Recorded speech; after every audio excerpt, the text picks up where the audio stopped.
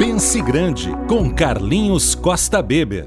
Bem-vindos ao programa Pense Grande, um programa que retrata as perspectivas que nós temos para Santa Maria e para a região, sempre trazendo personalidades importantes, personalidades que pensam grande, pessoas visionárias. Nós estamos aqui pelo prestígio da Cotricel, a grande cooperativa do centro do Rio Grande do Sul, que apoia os nossos produtores rurais. Santa Maria tem duas grandes instituições públicas de ensino, que é a UFSM e o Instituto Federal Farroupilha. Eu acho que, para nossa sorte, as duas instituições estão em excelentes mãos. Entrevistamos aqui há pouco o professor Schuch, que mostrou que está conseguindo virar a chave e recolocando a universidade no seu devido lugar. Instituto Federal Farroupilha. Esse lugar me traz tantas recordações. Lembro como se fosse hoje da primeira vez que entrei aqui. Eu estava muito ansiosa com a oportunidade de fazer parte dessa instituição. Nunca pensei que teria a chance de frequentar um instituto de educação pública e de qualidade. Logo que passei pela porta, esse sonho que parecia distante se tornou realidade. Aqui eu conheci pessoas que mudaram minha maneira de compreender a realidade e me ensinaram o verdadeiro sentido da palavra transformação.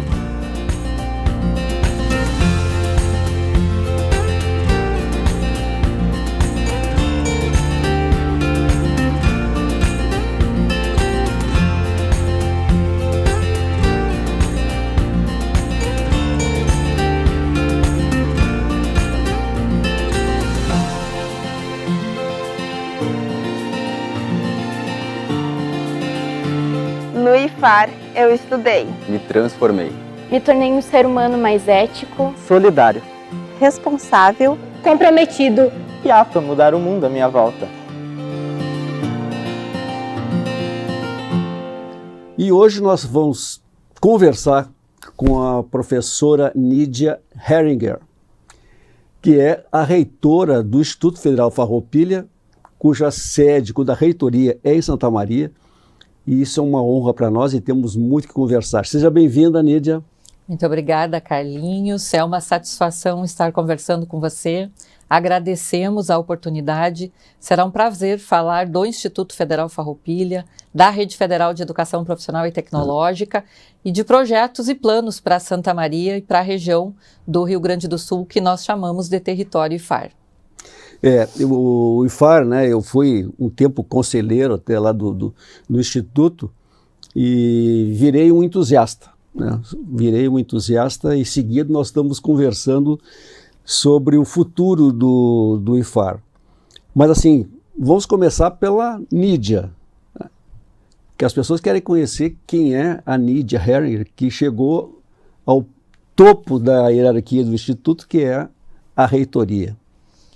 Olha, Carlinhos, antes de qualquer coisa, eu sou mulher, sou filha da dona Traude, sou uma mulher que as escolas que eu tive a oportunidade de frequentar fizeram livre, sou uma mulher que a vida fez forte e sou professora desde os meus 17 anos. Eu fiz um curso técnico que chamava Normal. Na época nós éramos as normalistas, no Colégio Madre Teresa, e assim que eu terminei o curso técnico normal, eu fiz o meu primeiro concurso público. E a minha primeira atividade profissional já foi como servidora pública. Eu fiz 18 anos em setembro e em outubro eu estava numa sala de aula. Então eu sou mulher, sou filha da dona Traude, sou professora e depois saí da minha cidade. Eu nasci numa cidade muito pequena, chamada Seberi. Nasci lá porque na outra do lado não havia hospital. Então, há 50 anos atrás, eu nasci numa cidade na qual eu não residia. O meu pai é de Seberia, minha mãe é de Erval Seco, e eles residiram grande parte das suas vidas depois em Frederico Westphalen. Eu fiz graduação na URI, fiz graduação em letras, e no meu último ano de graduação, uma das professoras que eu tive, a professora Celestina, ela chegou um dia na aula e me disse: eu fiz a tua inscrição na prova do mestrado, estão aqui os livros que estão na bibliografia e a prova é dia tal lá em Porto Alegre e tu vais fazer essa prova. E eu fui. E aí eu fiz a prova, passei, mudei para Porto Alegre, fiz meu mestrado, fiz meu doutorado, fiz um concurso público para o Cefet Bento Gonçalves, e naquele ano em que eu entrei como docente da Rede Federal de Educação Profissional e Tecnológica, os Cefetes viraram institutos federais. Então eu passei vai fazer dia 30, agora 15 anos que eu ingressei nessa rede, e hoje, depois de passado um longo período, em 2020, fui candidata a reitora e a comunidade acadêmica do IFAR optou pelo plano de gestão que, junto com alguns colegas, havíamos construído, e cá estou, vivendo um momento muito importante neste 2023. Também preciso dizer que sou a esposa do Rudimar Luiz, porque do lado de uma mulher forte também há um homem forte, então, e assim a nossa vida seguiu. Depois eu fiz concurso, voltei para o interior, com o advento dos IFES e a reitoria aqui em Santa Maria, fui convidada a compor a equipe de gestão, e passados 15 anos, vamos festejar 15 anos da Rede Federal de Educação Profissional e Tecnológica este ano, com muitas conquistas e com muitos planos e muitos desafios pela frente, dentre os quais Santa Maria, entre esses projetos. É verdade. E estão morando aqui há quanto tempo em Santa Maria? 10 anos. 10 anos. 10 anos. Então já são gerenciados na cidade. Somos. Gostamos muito de Santa Maria, é uma bela cidade, muitas oportunidades para muitas pessoas dos mais diversos lugares do Rio Grande do Sul e de fora do Rio Grande do Sul. Olha, Nídia, o assunto porque nós vivemos numa cidade que 1/3 da população está matriculada em bancos escolares. Então, Santa Maria tem esse perfil, né, o maior índice de alfabetização da América do Sul, quer dizer, Santa Maria tem esse peso importante. Quem não estuda é porque não quer, porque tem oportunidades, né, e ensino gratuito, né. Bom, Nídia, eu sou apaixonado pela questão do ensino profissional. E me assusta assim, como os planos, o PNE, nunca deram ênfase na questão da qualificação dos cursos de segundo grau, cursos técnicos. E tu hoje é uma especialista nisso, né? Então é muito, muito importante, até para a conscientização dos pais, né? Tudo que é oferecido, as perspectivas para essa juventude, para essa gurizada. Então eu queria assim, conversar muito contigo nessa questão, né? O porquê que nós custamos tanto a nos conscientizar e o que o Instituto está fazendo. Tu estava me dizendo antes sobre o Alegrete, as pessoas não sabem, né? Então vocês têm um mundo de oportunidades para a comunidade, e então é muito importante isso, né? A voz da reitora que vibra com o que ela faz e com a instituição. Carlinhos, é bom que tu comeces pelo Plano Nacional de Educação. Às vezes, as pessoas não se dão conta de que obrigatoriamente um país ele precisa fazer planejamentos de médio e longo prazo. O Plano Nacional de Educação é um deles. O último Plano Nacional de Educação foi aprovado em 2014 para uma vigência de 10 anos. Então, em 2024, praticamente estamos já em 2024, a gente vai terminar um ciclo de um Plano Nacional de Educação. Esse Plano Nacional de Educação, ele traça as metas para a educação do nosso país. Vou referir então à Meta 11, que trata especificamente do ensino técnico no nosso país. Está escrito lá na Meta 11 do nosso Plano Nacional de Educação. Foi planejado em 2014 que o Brasil deveria triplicar as suas matrículas no ensino técnico no território brasileiro. Isso foi uma meta estabelecida visando atingir áreas de desenvolvimento humano, social, arranjos produtivos culturais, tecnológicos, agropecuários. Toda a lógica do Estado brasileiro conversa com o ensino técnico, com a educação profissional. Foi planejado triplicar, então, as matrículas do ensino, dos cursos técnicos no país. Nós estamos no 9º ano, isso não aconteceu, Carlinhos.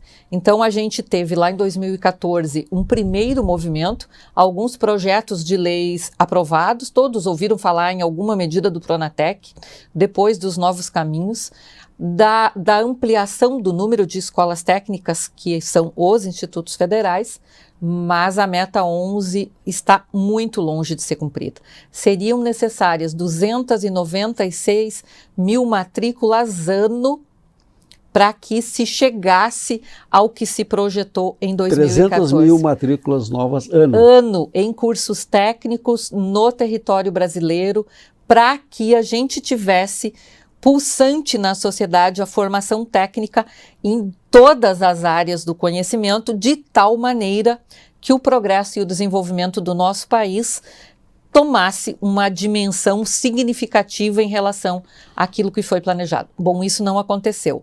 No mesmo Plano Nacional de Educação tem a Meta 20, que diz que 7% de todo o PIB bruto do país deveria ser investido em educação até 2024.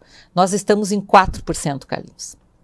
Então, a gente não faz aquilo que a gente planeja se a gente não investe fortemente naquilo que foi planejado.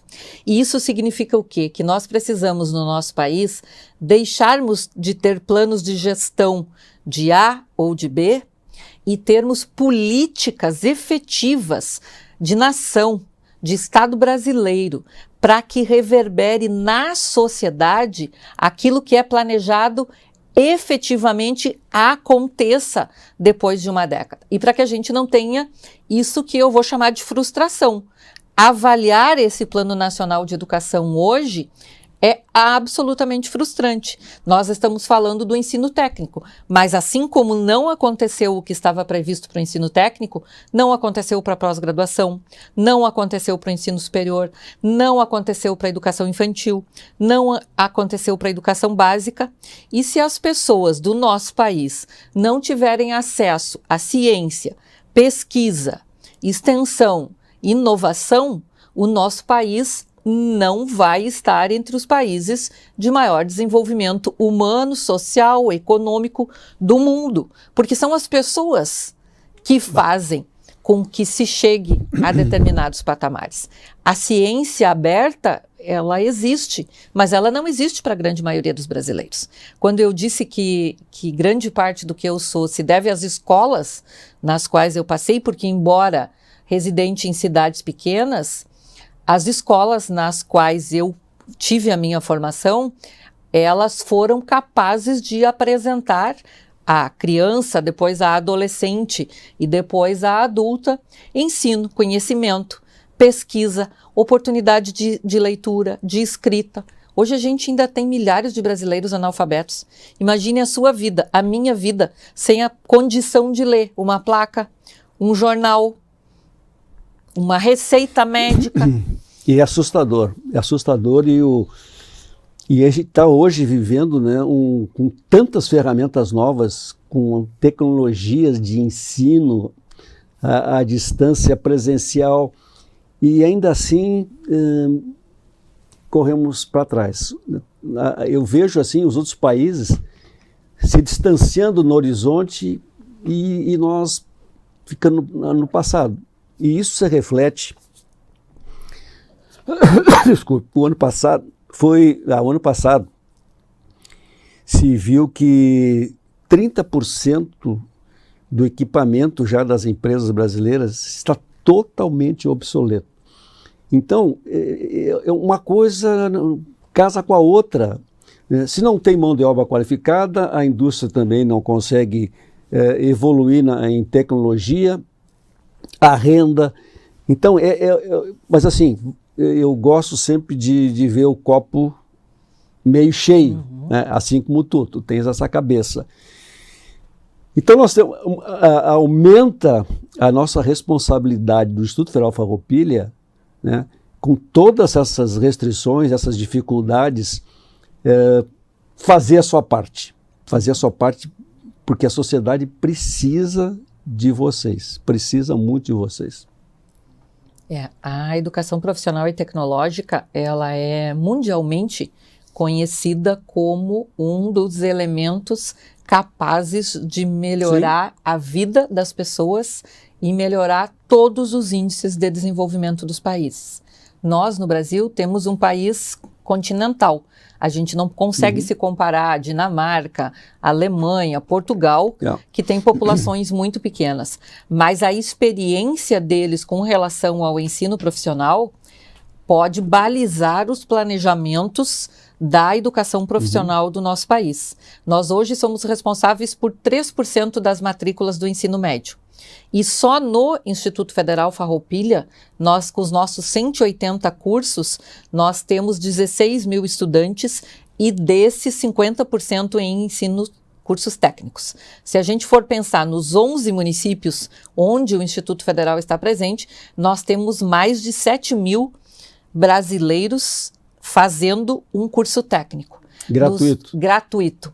Com a maior qualidade, com professores mestres e doutores, com laboratórios pensados, planejados para essas formações que vão desde o técnico em móveis, o técnico em alimentos, o técnico em gastronomia, o técnico em sustentabilidade, a mecatrônica, a eletrotécnica, o curso técnico em informática, o curso técnico em administração, e ainda é muito pouco.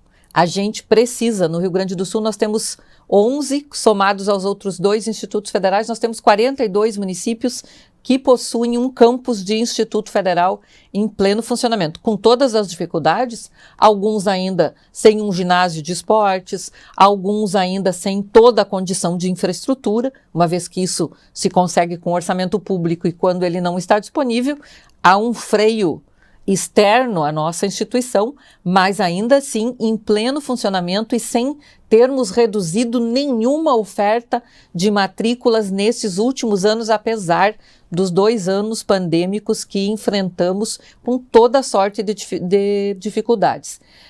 O que a gente pode pensar em relação a esse momento em que nós vamos completar 15 anos de institutos federais?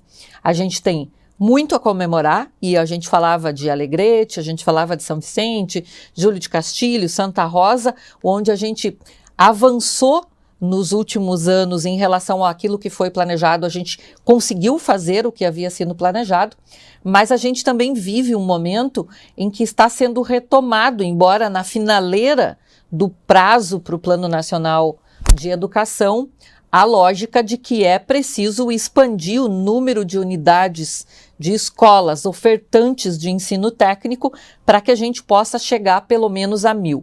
Em julho deste ano, nós somos 680 campos de institutos federais.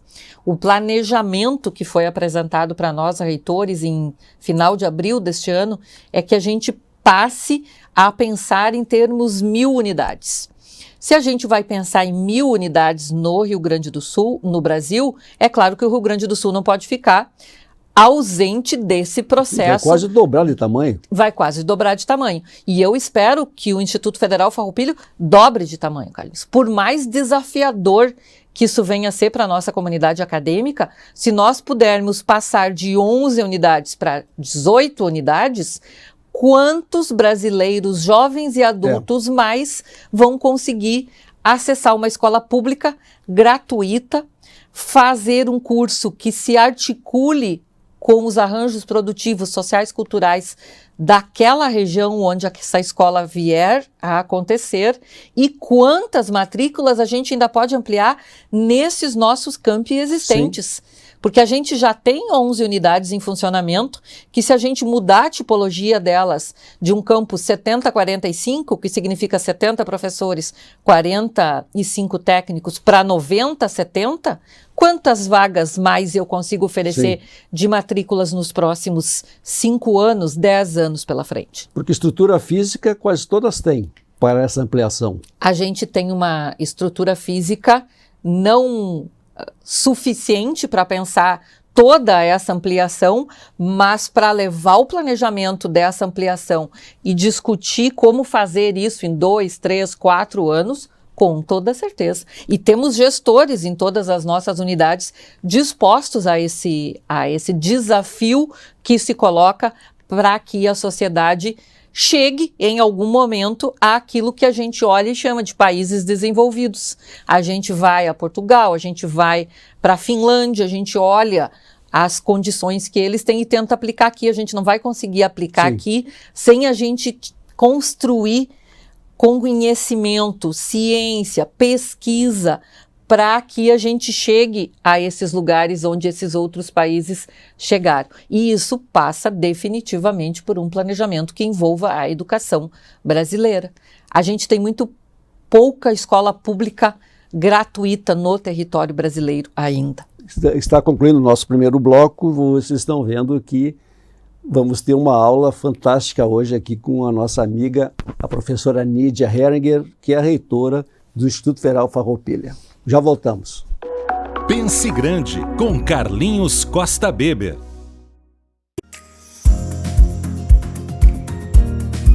Vem para a Ubra e comece a planejar o seu futuro hoje. As inscrições para o vestibular da Ubra estão abertas. A Ubra oferece cursos presenciais, híbridos e EAD. Estude do seu jeito, escolha o formato de ingresso e desconto que mais combina com você. Mais qualidade de ensino, mais flexibilidade. Chegou a hora de colocar mais Ubra na sua vida.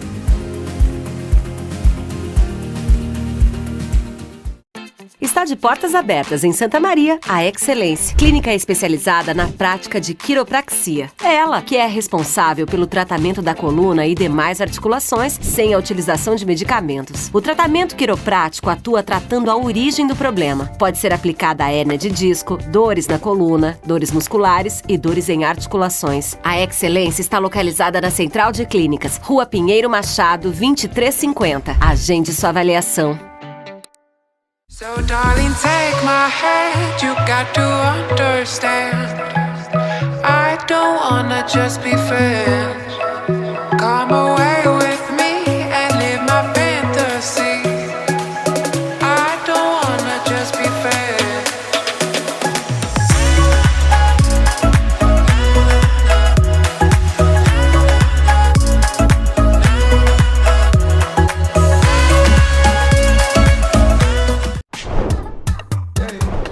Chegou o Clube D+, o clube de vantagens do assinante do Grupo Diário. Nele, você tem muito mais descontos em restaurantes, lojas, cinemas, academias, farmácias e muito mais. Vem ser mais. Assine agora pelo WhatsApp 55-3213-7272 ou pelo site do Diário. Clube D+, muito mais vantagens para você.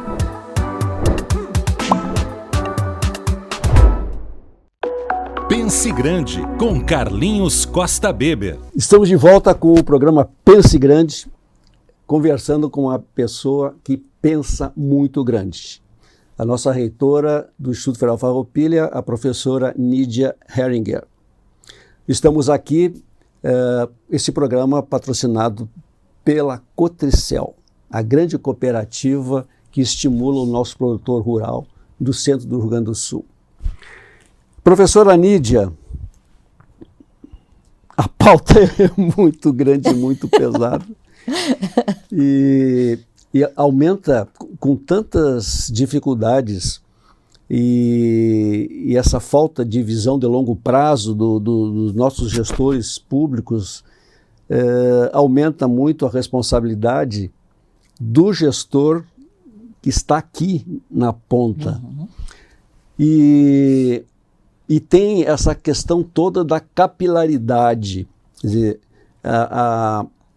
o Instituto Federal Farroupilha tem o seu centro, sua inteligência na reitoria em Santa Maria, mas são 11 polos que atendem as comunidades mais diversas, né? Como é que consegue gerir essa situação tão peculiar de cada uma dessas regiões? Quando a Lei 11.892 criou os institutos federais, ela nos trouxe algumas premissas obrigatórias. Primeiro, interiorizar a educação. Então, significa dizer que aquele jovem que vai para o ensino médio, ele pode escolher fazer o ensino médio técnico, o curso técnico integrado ao ensino médio. Se ele já tem um ensino médio, ele pode fazer um curso técnico subsequente, de 1 ano e meio. Também nos trouxe a questão de que nós íamos verticalizar, oferecer um ensino técnico, mas também ser oportunidade para um curso de tecnologia, para um curso de graduação. Também nos trouxe a obrigatoriedade de 30% das matrículas em formação de professores, que isso é algo que a gente precisa conversar. A gente não tem mais jovens desejando ser professores. Sim. Aquilo que a gente fazia com muita deslumbramento quando a gente ia para o vestibular, isso com 14 anos para o curso técnico e depois para uma graduação numa licenciatura, hoje reduziu sensivelmente, até porque tem todo um contexto social de valorização da educação, da profissão de professor e dos desafios que o professor enfrenta em sala de aula, além do contexto da violência escolar e social. Se a gente tem violência social, a escola faz parte do espectro social, a violência acaba acontecendo na escola inevitavelmente. Então a gente tem um processo de desvalorização. Mas quando a gente estabeleceu essa lei também criou, além da nossa autonomia didático-pedagógica, de criar os cursos vinculados às regiões, se voltando para trazer o curso e a formação que aquela região precisa, também nos trouxe a questão da autonomia administrativa. Então, em cada uma dessas nossas unidades, nós temos um diretor, uma diretora-geral, 4 outros diretores, um diretor de administração, um diretor de planejamento, diretor de ensino, diretor de pesquisa e extensão, que fazem com que aquela célula de ensino que a gente chama de campus, ela funcione plenamente. Eles têm a gestão local, gestão autônoma. O orçamento daquela unidade se dá a partir do número de matrículas de cada unidade. Então, se eu tenho 2.000 matrículas, o meu orçamento é relacionado a essas 2.000 matrículas. Se for um curso de agricultura, tem um peso diferente de um curso de informática. Por quê? Porque o laboratório que eu preciso, que é o espaço agronômico, que é num curso de agricultura ou num curso de zootecnia, que eu preciso ter a produção e o boi, o suíno, eu preciso ter lá a avicultura, eu preciso ter lá... Eles têm um custo de produção para esses laboratórios diferentes de um curso que eu vou ter uma sala de aula e um ou dois laboratórios. Então, todo esse orçamento, no início do ano, ele vai ser gestado lá por aquela unidade. A reitoria faz o acompanhamento, pensa as políticas para essa ação, mas todas as nossas unidades fazem a gestão local com muita propriedade a partir do seu orçamento e a partir do planejamento que a gente tem para 8 anos. Então, em 2019, nós planejamos o IFAR até 2026. Precisamos revisar esse planejamento agora até o ano que vem, porque a gente teve 2 anos pandêmicos, inevitavelmente algumas coisas não fizemos, mas fizemos outras que não estavam previstas nesse período, que nos levaram, inclusive, para outros desafios e outros enfrentamentos que se fazem necessários. Agora, pensar em uma nova fase de expansão também vai obrigar esses gestores a saírem da ilha, como eu digo. E eu sempre cito o Érico Veríssimo, tem O Tempo e o Vento, em que na primeira parte da trilogia ele fala do continente e na última ele fala do arquipélago. É muito mais fácil ser ilha do que se debruçar a ser continente, né, Carlinhos? Se eu focar só na minha ilha, a minha ilha tem uma dimensão da qual eu transito muito bem, eu tenho as coisas ali já feitas, mas quando eu extrapolo o limite da ilha e eu olho para o continente, que é o território brasileiro, a gente tem clareza de que a gente precisa aproveitar uma oportunidade de expandir o número de escolas, o número de campos dos institutos federais para levar maiores oportunidades educacionais para outros tantos municípios. Na mesma lógica de interiorizar a educação, mas também nos grandes centros urbanos de ser oportunidade naqueles bairros mais frágeis enquanto desenvolvimento social e econômico das cidades.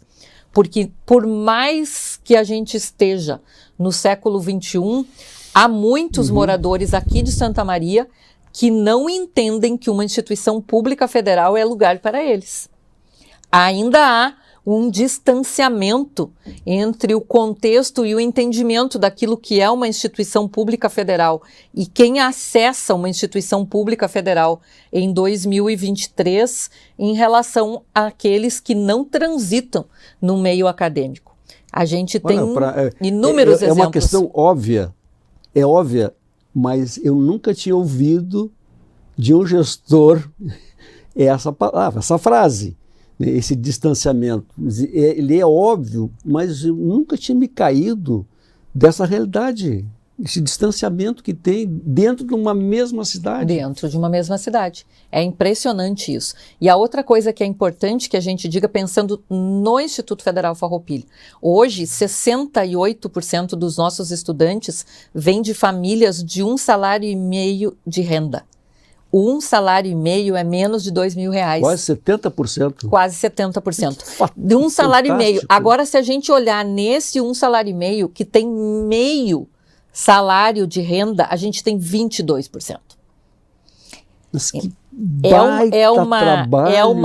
é uma condição fantástico. Econômica que, se não tiver uma instituição com essas características de gratuidade e de uma excelente formação profissional, que vai trabalhar com a formação integral do ser humano, com o conhecimento, com a ciência, trazendo a perspectiva da pesquisa, da extensão para jovens e adultos, essa parcela da população com essa condição econômica não conseguirá adentrar ao mundo do trabalho minimamente. Chega a me arrepiar isso. Com condições de atender aquilo que os empresários precisam, que uma instituição de educação precisa, que uma instituição voltada para a cultura precisa. Então, assim, quando a gente olha só o escopo pessoal ou muito próximo das pessoas, a gente tem uma realidade. Mas a realidade do nosso país, ela está logo ali ao lado. E se não houver essa ampliação das oportunidades por meio da escola pública para tantos jovens e para tantos adultos jovens, onde eles estarão daqui a 10 anos? Com essa facilidade de descaminhos, vamos chamar assim, que a gente visualiza, ao invés de construirmos escolas, muito breve estaremos construindo mais e mais presídios. Sim. Então, aqueles 7% do PIB lá, previstos no Plano Nacional de Educação, para fazer investimento em educação pública no nosso país, eles não são uma meta descolada da realidade brasileira. Mas ainda que tenha sido planejado, não foi efetivado nessa última década. É necessário repactuar essas mesmas metas, infelizmente, e irmos na busca desses objetivos, porque a sociedade ainda tem a necessidade da solução dos mesmos problemas. Nídia, olha, a tua exposição é dramática e aumenta mais a responsabilidade da sociedade e até em apoiar o trabalho que vocês estão fazendo. Essa capilaridade era impensável há uns tempos atrás. É verdade. E está se conseguindo avançar. Como é que está sendo administrada a questão, porque a evasão escolar na universidade aqui sabe que é altíssimo ainda, de 50%. E como é que vocês estão conseguindo medir e trabalhar essa questão da evasão escolar? Vamos olhar por níveis e modalidades. No ensino médio integrado, a gente tem a menor evasão e a menor retenção. Sim. Por 2 fatores. A obrigatoriedade da conclusão do ensino médio, as famílias têm esse compromisso com a sociedade, então é o espaço em que a gente tem a menor evasão e que a gente também tem uma baixa retenção. Então a gente tem... E a maior procura também, né? E é onde a gente tem a maior procura também. A gente tem cursos em que a gente chega a ter 40 por vagas, e a gente teve recentemente uma oferta de um curso de agroindústria em que a gente tinha 60 vagas e a gente teve 396 inscritos. Então a gente tem... Às vezes as pessoas pensam, mas é mais um campus. Um curso tem 40 vagas.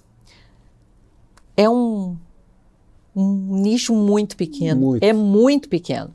Então, assim, e não é de uma cidade. A gente tem um campus, por exemplo, que recebe alunos de 82 municípios.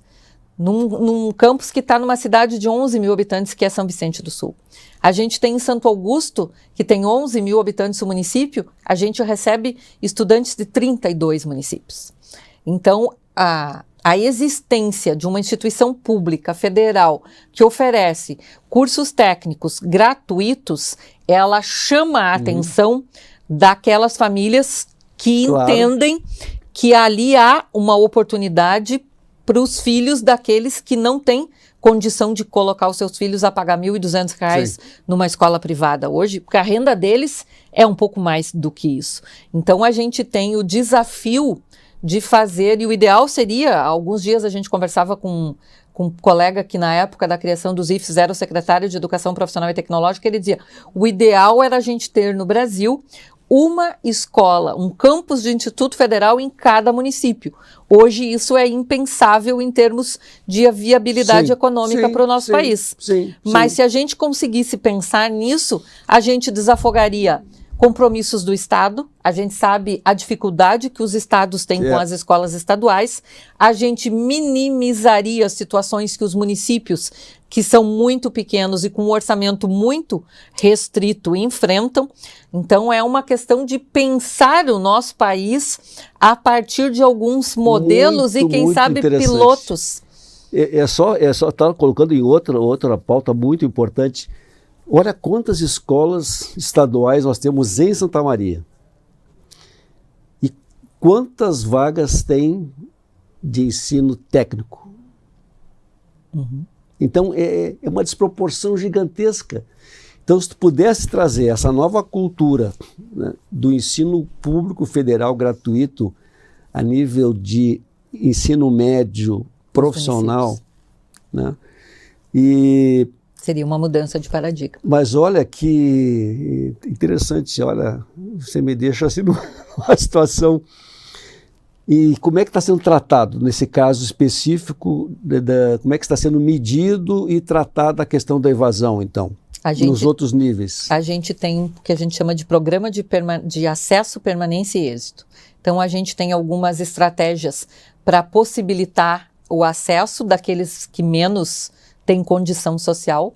A gente tem algumas estratégias de acompanhamento desse nosso estudante e a gente já percebeu que os alunos que participam de projetos de ensino, de pesquisa, de extensão, além de eles se apropriarem em termos de ciência e de conhecimento, eles também ficam mais na instituição. Então a gente tem uma quantidade de bolsas de extensão. Hoje a gente tem mais de 300 projetos de pesquisa, 400 e tantos projetos de extensão, mais 400 e tantos projetos de ensino, porque a gente tem, no ensino médio, a gente tem a escola integral, né? Eles chegam, eles almoçam, eles ficam à tarde e eles só vão para casa depois.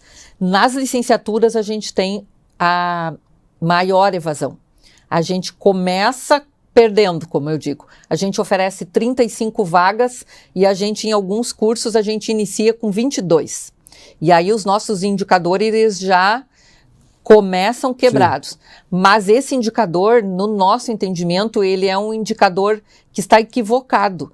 Porque se eu tenho a necessidade de ter um processo de formação de professores, eu não posso ter o mesmo indicador para aquilo que é uma opção do cidadão em ser professor daquela que a família tem obrigação de manter o jovem até o ensino médio, mas os nossos indicadores são os mesmos. Então, nos cursos de licenciatura, a gente tem hoje a maior evasão. E, ao mesmo tempo, nos bacharelados é bem mais tranquilo. O nosso aluno da agronomia, da arquitetura, da gastronomia, ele evade menos do que o estudante da licenciatura.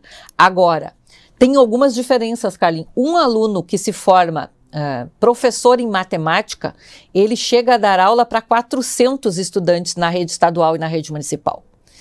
Coisa que um agrônomo ou um engenheiro não vai fazer quando ele concluir a sua graduação. Verdade. Então, mesmo que a gente inicie com 22, com 20 ou com 25, se a gente chegar à conclusão destes, quantos estudantes eles vão atender depois? Se a gente não tiver o curso de formação de professores, quem vai dar aula para os nossos netos? Quem vai dar aula daqui a 10 anos? Então, a gente tem desafios que, para os institutos federais, eles são apresentados como fortes desafios, mas que, ao mesmo tempo, a gente entende que se nós, que temos um orçamento público, não fizermos essa formação, não tivermos entregando para a sociedade esses professores do futuro, as instituições que precisam do recurso da mensalidade do estudante para se manterem, eles não vão oferecer esses cursos que têm uma alta evasão. Por uma questão financeira e de sustentabilidade da empresa. Claro. Então, a gente tem hoje, para a educação do nosso país, a questão do futuro, de quem serão os professores do futuro, e a questão da Rede Federal de Educação Profissional e Tecnológica, dos cursos técnicos e dos cursos tecnológicos, um dos maiores desafios para os próximos anos. E penso eu que, independente de qualquer viés partidário, esse precisa ser um compromisso assumido para o país, Brasil, que é o país de todos. Vai faltar tempo para nós hoje. A gente tem que falar do Canto de Santa Maria. É verdade. Nós estamos concluindo o segundo bloco, precisaria de muito mais espaço, porque a professora Nídia está trazendo dados e informações extremamente importantes para a sociedade. Já voltamos. Pense Grande, com Carlinhos Costa Beber.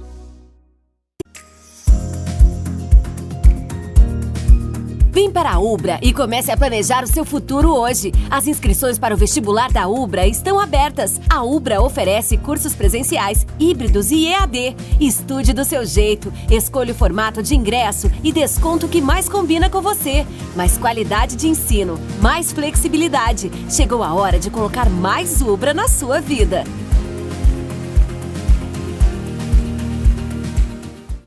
Está de portas abertas em Santa Maria, a Excelência, clínica especializada na prática de quiropraxia. É ela que é responsável pelo tratamento da coluna e demais articulações sem a utilização de medicamentos. O tratamento quiroprático atua tratando a origem do problema. Pode ser aplicada a hérnia de disco, dores na coluna, dores musculares e dores em articulações. A Excelência está localizada na Central de Clínicas, Rua Pinheiro Machado, 2350. Agende sua avaliação. Chegou o Clube D+, o clube de vantagens do assinante do Grupo Diário. Nele você tem muito mais descontos em restaurantes, lojas, cinemas, academias, farmácias e muito mais. Vencer mais. Assine agora pelo WhatsApp 55 32 13 7272 ou pelo site do Diário. Clube D+, muito mais vantagens para você.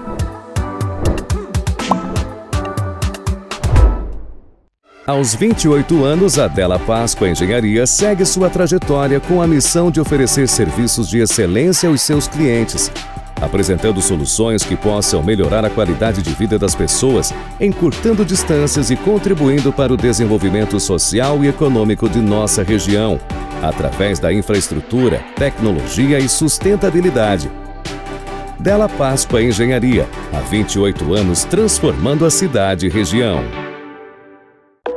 Pense Grande, com Carlinhos Costa Beber. O presidente da Farsul, que se formou em Santa Maria, nunca mais tinha posto os pés. Aí ele ficou louco lá com o Politécnico. Eu disse, mas vamos trazer uma escola do Senar para cá. Em agosto eu venho aqui e vamos fazer. Olha aí. Vamos lá, Fernando? Bom, estamos então indo para o terceiro bloco do programa Pense Grande, hoje, como vocês estão vendo, com uma gestora pública que pensa muito grande. Queria agradecer o prestígio da Cotricel, que apoia esse programa tão visionário. Agradecer ao Fernando Barcelos, que nos dá todo o suporte técnico. A gente está vendo aí as imagens, o trabalho tão bonito que ele faz aqui, agregando valor às nossas entrevistas. Professora Nídia, nós temos pouco tempo para muita informação ainda. Eu, pessoalmente, estou chocado com algumas informações e, como pai, como avô, como empresário, como professor, aumentou muito mais a minha preocupação com o futuro dos nossos jovens e do próprio país. Felizmente, a informação que tu desses, que a ideia do Ministério da Educação e Cultura é duplicar o tamanho da estrutura dos institutos federais no país. Mas eu também sou apaixonado pela área de informática, e vocês têm a formação técnica, né, tem cursos técnicos de informática, e também tem licenciatura? Isso. Tem licenciatura? Nós temos licenciatura em computação, que é um desafio não novo. Quando eu comecei em 2008, eu fui professora da primeira turma da licenciatura em computação lá em Santo Augusto. Mas a preocupação em relação à licenciatura em computação e à tecnologia, de um modo geral, é que esse componente curricular, ele ainda não é visível nas escolas municipais e estaduais como profissional, professor de informática, professor de computação. Os nossos estudantes que terminam a licenciatura em computação, eles não encontram nos editais dos estados e dos municípios uma vaga para professor de computação, para professor de informática. Os laboratórios de informática que a gente tem nas escolas estaduais e municipais estão muito além daquilo que a gente conversa em termos de tecnologia, espaço tecnológico da sociedade do século XXI, e a gente não tem os profissionais. Quem que utiliza? Os técnicos, os profissionais da informática, os professores formados em outras áreas, que no seu afã de fazer o melhor possível o seu trabalho, se destinam a trabalhar os elementos vinculados à formação em tecnologia, e isso é uma preocupação muito significativa. Os nossos estudantes da licenciatura em computação atuam na área da informática, mas não em sala de aula, especificamente formando as crianças para.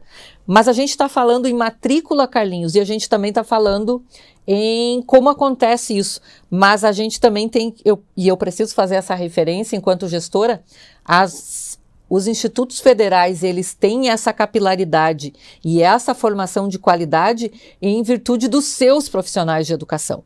Os nossos professores, os técnicos administrativos em educação, com as suas formações, tenho certeza que se você conversar com eles, eles têm as mesmas preocupações com os gestores. A gente faz formação inicial e continuada e a gente discute desde o curso no qual eles atuam até as articulações desses cursos com a sociedade, e eles são gestores, professores e pensadores dos institutos federais, junto com o escopo das equipes diretivas. A gente tem uma aproximação muito significativa via os núcleos docentes estruturantes, os NDEs, as direções de ensino, as direções de planejamento, e não temos isso da licenciatura em computação que a gente falava. Infelizmente, não é uma prática das escolas de município e de estado contratarem um professor de informática e ter o componente curricular da tecnologia. E aí, aquilo que a gente falava do desenvolvimento do país. Numa sociedade que se volta grandemente para a tecnologia, nós não temos formação para as pessoas que vão trabalhar na educação na área da tecnologia. Nós não temos tecnologia, Carlinhos. A pandemia nos mostrou isso. Sim. Os nossos alunos não possuem a internet de banda larga, não possuem acesso. Tem um reitor amigo, que é o reitor do Instituto Federal do Amazonas, que ele diz que na região norte banda larga é cipó. Que a gente ainda tem um descompasso gigantesco entre as cidades maiores e o interior do país, onde não tem sinal da Vivo, não tem sinal da Claro, não tem sinal de TIM, de Oi, de todas essas operadoras. E quando tem, o custo, se a gente olhar a família que vive de um salário mínimo e meio ou 2 salários mínimos, eles não têm a condição tecnológica que o nosso país entende ser necessário para o desenvolvimento do futuro. Então, eu vou trabalhar no agronegócio, vou operar uma colheitadeira que custa milhões.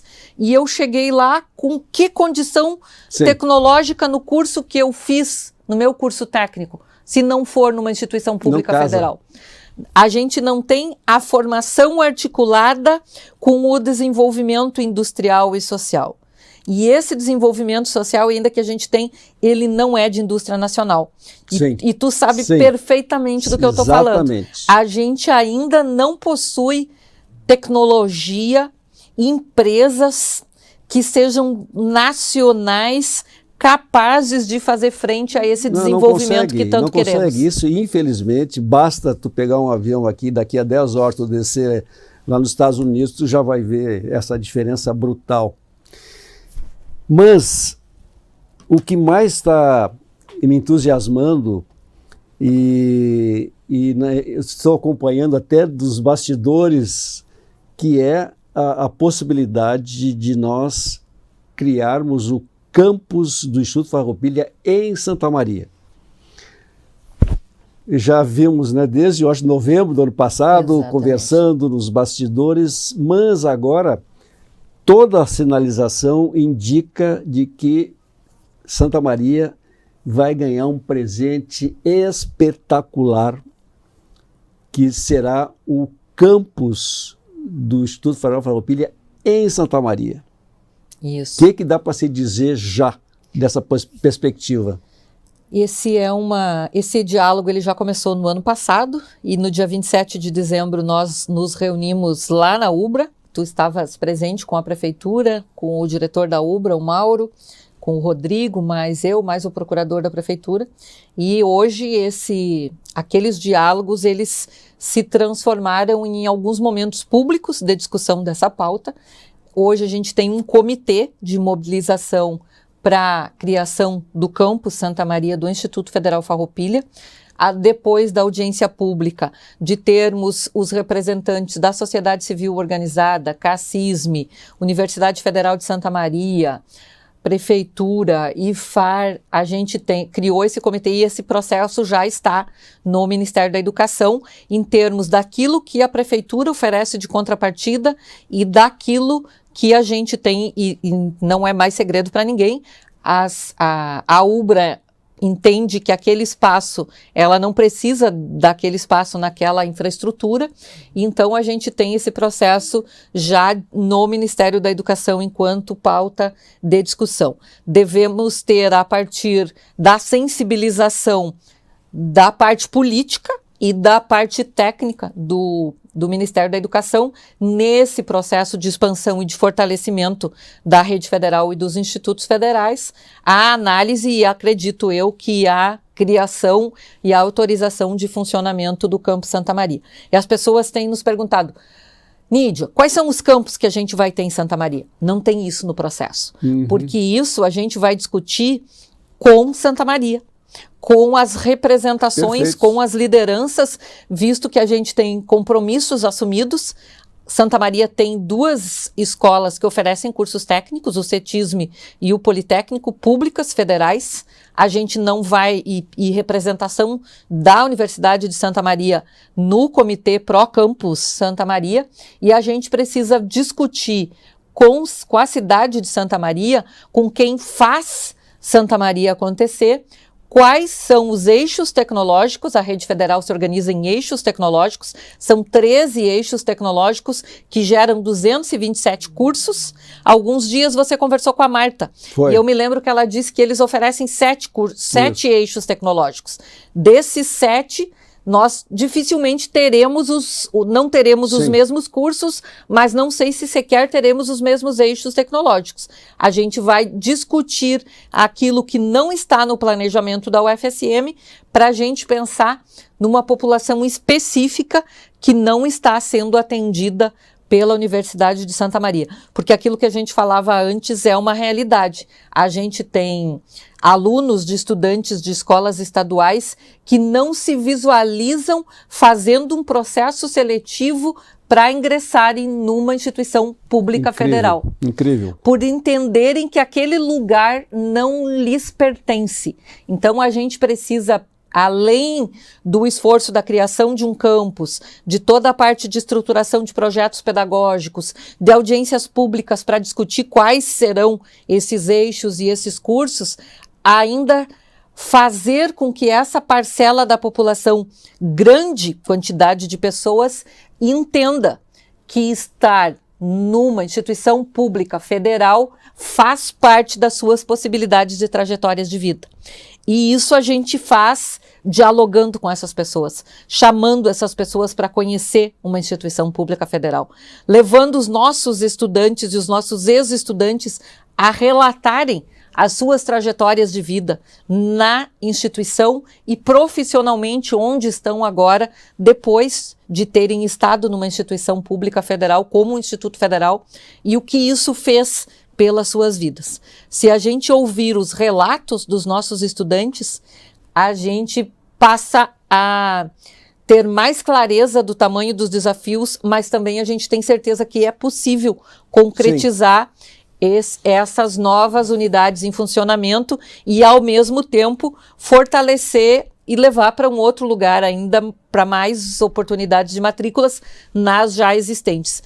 Eu tenho repetido nos últimos meses que quando a gente fala de expansão, a gente não estará em nenhum momento negligenciando os 680 campi já existentes. Isso tem que ser compromisso do Ministério da Educação, junto com o compromisso com os novos municípios que estão na busca de um campus, como Santa Maria.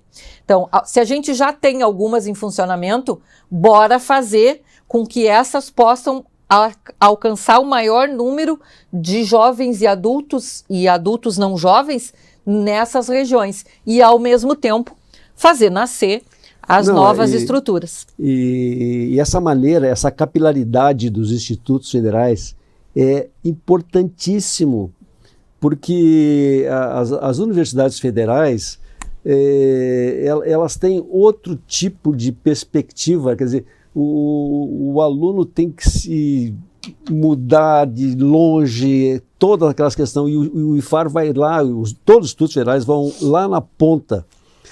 Mas, assim, eu também conheço bem aí o Politécnico e tem áreas, por exemplo, o ensino médio do Politécnico tem uma demanda absurda.